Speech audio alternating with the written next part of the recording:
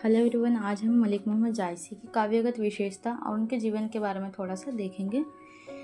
मलिक मोहम्मद जायसी का जो जीवन है वो ये है और उनकी काव्यगत विशेषताएं भी हैं।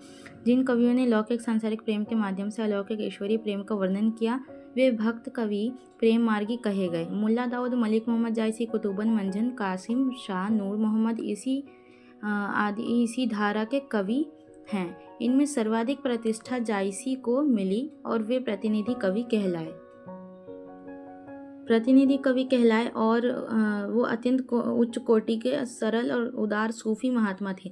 इनको सूफी इसलिए कहा गया क्योंकि प्रेम मार्ग को अपनाकर इन्होंने सूफी काव्य रचनाएं की, इसलिए ये सूफी मत से कहलाए, वरना ये सूफी में नहीं थे पर सूफी का प्रभाव था इन पे, इसलिए ये सूफी कवि कहलाए। हिंदी साहित्य में तुलसीदास और सूरदास के बराबर ही हैं, इनका भी इम्पोर्टेंस है और प्रेम की पीर के कवि माने जाते हैं, यानी प्रेम की बात करते हैं इसलिए प्रेम की पीर माने जाते हैं ये कवि। जायसी का जन्म के संबंध में कोई एक प्रमाण साक्ष्य नहीं है। इससे पहले मैंने मलिक मोहम्मद जायसी के बारे में पढ़ा है आपको, आप उस पर से जाके पढ़ सकते हैं।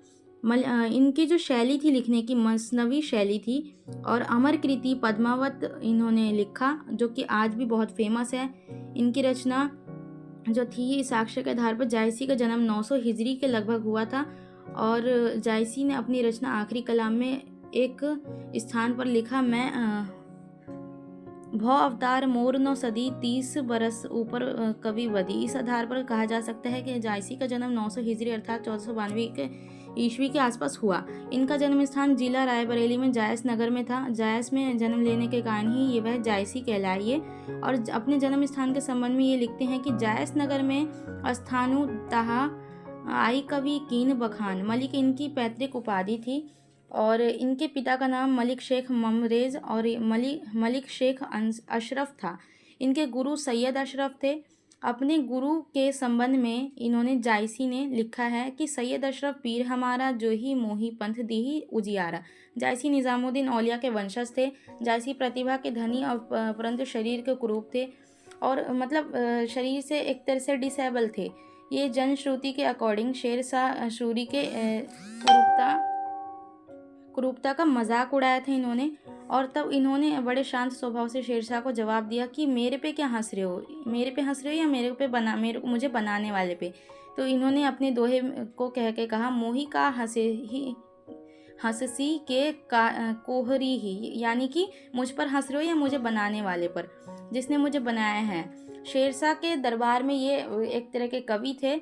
शेरशाह सूरी का जो शासन चल रहा था जब भारत के एक स्थान पे बिहार के एरिया में, तो शेरशाह इस बात को लेकर बहुत अपमानित महसूस किया उन्होंने। इसके बाद उन्होंने जायसी का बहुत सम्मान किया। अमेठी नरेश राम सिंह भी इन्हें अपना गुरु मानने लगे। इनकी जो डेथ है वो 1542 ईस्वी के लगभग हुई। जायसी 6 प्रमुख रचनाएं मानी जाती। इनकी आखिरी कलाम पद्मावत, अखरावट, मसलनामा, कहरनामा और कन्हावत। पद्मावत इनकी सबसे बहुत फेमस है। सबको ही पता है कि राजा रतन सेन और सिंहलदीप की एक राजकुमारी पद्मावती के प्रेम के बारे में इस कहानी में, इस लेख में लिखा है इन्होंने। जायसी की काव्यगत विशेषता अब ये है कि इतिहास और कल्पना का इन्होंने अद्भुत मिश्रण किया है, मिक्स कर दिया इतिहास को और कल्पना को। लोक संस्कृति में लोक जीवन का वर्णन किया है, लोगों की संस्कृति के बारे में बताया है। लौकिक प्रेम यानी सच्चा प्रेम और अलौकिक प्रेम यानी कि जो काल्पनिक है फिर भी उन्होंने इस प्रेम को दिखाया। प्रेम की पीर के कवि कहलाइए। श्रृंगार का वर्णन किया। इनकी जो कविताएं उसमें श्रृंगार के बारे में बात हुई, चाहे वो प्रकृति से जुड़ा हो, चाहे वो एक औरत के श्रृंगार की बात हो रही हो। उदात्त चरित्र चित्रण है, रहस्यानुभूति है, प्रकृति वर्णन करते हैं। ये भाषा शैली इनकी बहुत अलग है, मसनवी शैली जैसा कि मैंने बताया। जायसी की सूफी साधना भी अलग ही है। ये सारे इसके क्या है, जायसी जी के काव्यगत विशेषताएं हैं। आप इनको कीवर्ड्स में लिख सकते हैं और उसके बाद डिफाइन कर सकते हैं इजीली। काव्यगत विशेषता को डीपली पढ़ें तो जायसी ने अपने काव्य में इतिहास और कल्पना का सुंदर मिश्रण किया है, समन्वय किया है। पद्मावत महाकाव्य जो है इनका प्रमाण है। इस काव्य का पूर्वार्ध यदि कल्पित तो उत्तरार्ध ऐतिहासिक घटनाओं पर आधारित है। इसमें रतन सेन, अलाउद्दीन, नागमती, पद्मावती आदि ऐतिहासिक पात्र हैं जो एक काल्पनिक कहानी है, लेकिन इसके ऊपर तो एक फिल्म भी बन गई है पद्मावत, जो अब ओरिजिनल भी मान रहे हैं लोग। ऐसा कहा जाता है कि ये बात सच भी थी और कुछ हद तक गलत भी थी। ये काल्पनिक स्टोरी थी जिसको, काल्पनिक कहानी को राजा रतन सेन और पद्मावत के प्रेम को दिखाया गया है उस पिक्चर में। लेकिन आज भी कहा जाता है कि राजस्थान के उस चित्तौड़गढ़ में वो जहाँ पर जौहर किया था सभी महिलाओं ने, वो स्थान पाया जाता है। यहाँ पर फिर दूसरा है लोक संस्कृति के बारे में उन्होंने बताया कि उस टाइम में जो जबकि ये कवि हैं मलिक मोहम्मद जायसी, मध्यकाल के जो फेमस कवि हैं, ये सूफी कवि, तो इन्होंने उस समाज को बताया है कि लोक जीवन का बहुत सुंदर वर्णन करते हैं। ये हिंदू मुसलमान की एकता को समर्थन दिया है इन्होंने। भारतीय लोक संस्कृति, तीज त्योहार, आदर्श, अंधविश्वास और जादू टोना, तंत्र मंत्र, तीर्थ व्रत आदि का वर्णन भी ये करते हैं। हिंदू धर्म के सिद्धांत, विवाह संस्कार, रहन सहन का तरीका, पद्मावत की कथा पूर्ण रूप से भारतीय पृष्ठभूमि पर आधारित है। उन्होंने नारी को पात्र बनाया है, भारतीय आदर्श नारी का प्रतीक है। भारत में जो आदर्श है वो नारी का प्रतीक है। जैसे हम कहते हैं ना, भारत हमारी माता है, तो भारत एक माता के रूप में देखा गया भारत को। उसी तरह इन्होंने कविताओं में भारत की जो आदर्श बताया वो नारी के प्रतीक बताया है। लौकिक प्रेम के साथ अलौकिक प्रेम की व्यंजना। पद्मावत केवल जायसी की ही नहीं बल्कि हिंदी साहित्य का सफल और लोकप्रिय महाकाव्य है। इसने जो कविताएं जो लिखी वो लोगों के जो प्रेम के द्वारा, अलौकिक प्रेम जो कभी खत्म ना हो सके, जो कल्पना ही ना हो। ये महाकाव्य सूफी मत के सिद्धांतों के अनुसार आध्यात्मिक प्रेम को अभिव्यक्त करता है। पद्मावत की नायिका अल्लाह का प्रतीक जो तो रतन सेन साधक है।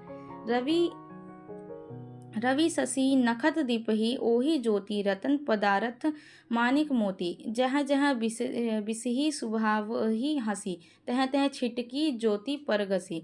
प्रेम के पीर के कवि इसलिए कहे गए हैं क्योंकि इन्होंने प्रेम की ही बात की है। सिर्फ जायसी पद्मावत में ही नहीं, और भी बहुत सारे चीज़ों के प्रेम की बात की है। ईश्वर और भक्त की जो भक्ति है उसके प्रेम को लेकर बताई है इन्होंने। सूफ़ी लोग जो दरगाह वगैरह पे जो ज़ियारत करते हैं, कव्वाली करते हैं, तो वो किस तरह से हिंदू मुस्लिम को एकता के सूत्र में बांधे हुए हैं, एकता का प्रतीक है समाज में। किस तरह से वो प्यार की भावना लोगों तक पहुंचा रहे हैं, चाहे वो हिंदू धर्म का हो चाहे मुस्लिम धर्म का हो। सभी लोग दरगाह पर आ रहे हैं और सूफियों की जो कविताएं हैं, रचनाएं हैं, उपदेश हैं, वो सब सुन रहे हैं। तो ये सारी चीज़ें सूफी कर रहे हैं, इन सब का भी वर्णन ये करते हैं अपनी कविताओं में। कौन? मलिक मोहम्मद जायसी जी, जो सूफी के बारे में भी बताते हैं, इसलिए इनको सूफी कवि कहा गया है। 12 मासा एक इनकी बहुत फेमस कविता है, रचना है, जिसमें इन्होंने 12 महीनों के अलग अलग तरह से जो वियोग कर रही है, जो रानी नागमती है। अब जो पद्मावत में जो रानी नागमती है, राजा रतन सेन की पहली पत्नी जो है, वो किस तरह से 12 महीने तक वो तड़प रही है वियोग में अपने पति के, राजा रतन सेन के याद करके। तो उस 12 महीने में किस मंथ में किस तरह से वो अपना वियोग को दर्शा रही है, ये इस 12 मासा कविता में बताया गया है। प्रत्येक मास की प्राकृतिक दशा के साथ नागमती के हृदय के शोक और हर्ष की योजना की गई है। वह अपने आप में अनुपम है। नागमती के प्रेम की पीड़ा पाठक के मन में सहानुभूति और वेदना से भर देती है। कुछ उदाहरण ये भी है कि नागमती उपवनों में रोती फिरती है और घोंसलों में बैठे हुए पक्षियों से बात कर रही है कि उसकी नींद हराम हो गई है, पक्षियों को भी तंग कर रही है। और यहाँ पर कुछ रचनाएं भी, कुछ पद लिखे हैं। श्रृंगार वर्णन किया है इन्होंने। जायसी के काव्य में प्रधानता है वो श्रृंगार का है। रसराज जो श्रृंगार रस जो होता है उसका इन्होंने बहुत ज़्यादा ही अपने कविताओं में प्रयोग किया है। पद्मावत में श्रृंगार में संयोग वियोग दोनों का अद्भुत वर्णन है। संयोग यानी कि मिलना दो प्रेमियों का, वियोग यानी कि बिछड़ना। संयोग रस का वर्णन रतन सेन, नागमती और पद्मावती के आश्रय से किया गया है। इसी प्रकार पद्मावती और रतन सेन के विवाह के बाद भी संयोग पक्ष के कुछ सुंदर चित्र यहाँ पर बताए हैं। उन्होंने वियोग श्रृंगार की दृष्टि से जायसी का विशेष सफलता उनको प्राप्त हुई। पद्मावती में नागमती का विरह वर्णन हिंदी साहित्य की विशेष उपलब्धि है। उसके बाद यही है कि ये उदार व्यक्ति थे, उदारता की बात की है इन्होंने। जायसी की जो कविताएं हैं उसमें उदारता की बात हुई है, रहस्य की बात हुई है। यहाँ पर पद्मावती और उदारता में इन्होंने ये बताया है कि जो रानी पद्मावती है, नागमती है, उन दोनों को एक आदर्श पवित्र नारी बताया है यहाँ पर। और यहाँ पर रहस्य की बात की है इन्होंने, रहस्यवादी कवि कहा जाता है इन्होंने, क्योंकि ये जो कविताएं लिखते हैं उसमें एक रहस्य डाल देते हैं, जिसकी जो आखिरी में एक तरह से एक नया मोड़ ले लेता है वो कविता में। वे प्रेमी को परमात्मा और प्रेमिका को आत्मा का प्रतीक मानते हैं। पद्मावत में जो पद्मावती है वो अल्लाह का प्रतीक बताया है इन्होंने, और रतन जो है वो साधक बताया है कि वो उसकी साधना कर रहे हैं। एक तरह से प्रेम में जो डूबे हुए हैं वो एक तरह की उसकी साधना कर रहे हैं। यहाँ पर सिंहल द्वीप में कवि ने हठ योग की प्रवृत्ति को बताया है कि जो आत्मा है परमात्मा के संबंधों को प्रकट कर रही है।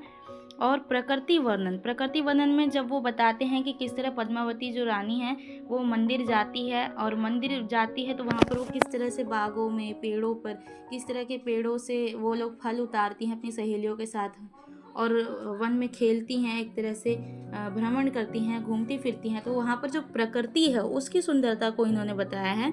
और प्रकृति वर्णन में जायसी ने अधिक रुचि ली है। उन्होंने मानव प्रकृति के साथ साथ ब्रह्मा प्रकृति का भी सुंदर चित्रण किया है। कुछ जगहों पर ऐसा लगता है कि मानो की प्रकृति मानव के प्रति अपनी सहानुभूति प्रकट कर रही हो। जैसे सिंहल द्वीप का ही उन्होंने बहुत ही सुंदरता से उसको झलकाया है, शो किया है अपनी कविता में। नदी, पर्वत, सूर्य, चांद, आकाश, सभी चीज़ों का उन्होंने वर्णन यहाँ पर किया है। दूसरी ओर नगर, गांव, सज्जा, सेना का प्रयाण, जल आदि का वर्णन भी वो करते हैं। भाषा शैली जो है इनकी, जायसी की भाषा जो है वो ठेठ अवधि है। इसमें देशज और अन्य क्षेत्रीय बोलियों के शब्दों का समावेश सहज ही हुआ है। जायसी के काव्य की भाषा सरलता, स्पष्टता, स्वाभाविकता और प्रसाद गुण आदि विशेषताएं लिए हुए हैं, जिसमें दोहा, चौपाई इनकी कविताओं में और छंद जो है मिलते हैं। इसी को मिला के ये मसनवी और प्राकृत प्रेमाख्यानों की शैली का इन्होंने सुंदर समन्वय किया है। इसी को प्रेमाख्यान और मसनवी शैली कहते हैं। रूपक, उपमा, उत्प्रेक्षा, अतिशयोक्ति, समाशोक्ति कवि के प्रिय अलंकार रहे हैं। कवि जो हैं मलिक मोहम्मद जायसी, इन्होंने इन सभी अलंकारों का प्रयोग अपनी कविताओं में किया है। कवि की जो भाषा है वो एक उदाहरण देखिए कि रूप स्वरूप पद्मिनी नारी, पद्य गंध तीन अंग बसारी, भंवर लांगी तीन संग फिरारी। उपयुक्त काव्य विशेषताओं के आधार पर हम ये कह भी सकते हैं कि जायसी जो है एक सफल और श्रेष्ठ कवि थे। उनका साहित्य जो है सार्वकालिक और सबसे लंबा रहा है और आज भी फेमस है। इनकी जो पद्मावत जो कृति है, इनकी थोड़ी सी साधना देख लेते हैं। यहाँ पर सूफी के जायसी की जो सूफी साधना है वो ये है कि परमात्मा मिलन के लिए साधना पथ पर चलना बहुत ज़रूरी होता है, और इस पथ पर सूफियों ने सूफी साधना या सूफी मार्ग को अपनाया है, जिसको इन्होंने सूफी साधना को या सूफी मार्ग कहा है। साधना के बिना चरम लक्ष्य की प्राप्ति नहीं होती, यानी कि जब हम किसी की भक्ति नहीं करते तो हमें कुछ कहाँ से क्या प्राप्त होगा। इस्लामिक पृष्ठभूमि होने के कारण जायसी के ग्रंथों में जाने अनजाने सूफी साधना के कई पॉइंट्स जो हैं वो मिलते हैं। प्रेम सूफी साधना में सर्वाधिक महत्वपूर्ण है। लौकिक प्रेम में इतनी उदारता दिखाई देती है कि वो परलौकिक प्रतीत होने लगता है, यानी कि एक प्रेम के अंदर वो इस तरह की भावना दिखाई देती है कि वो भगवान से यानी ईश्वर से, खुदा से मिलने की इच्छा रखता है। ऐसा महसूस होता है कि वो परलौकिक है। इश्क मिजाजी हकीकी की सीढ़ी है और उसी के द्वारा इंसान खुद को ही मिटाकर खुदा का बन जाता है, यानी इतना लीन हो जाता है भक्ति में। यहाँ पर उन्होंने जायसी जो है वो प्रेम को बल देते हैं और मनुष्य को बैकुंठ का अधिकारी बताते हैं।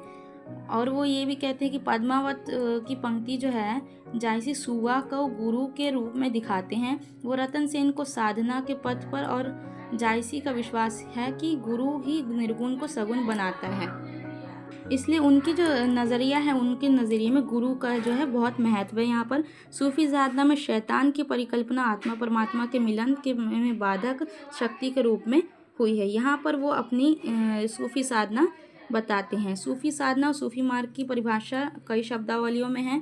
यहाँ पर इस मार्ग की 4 मंजिलें हैं और उन मंजिलों की 4 अवस्था होती है। पहली मंजिल शरीयत, दूसरा जो है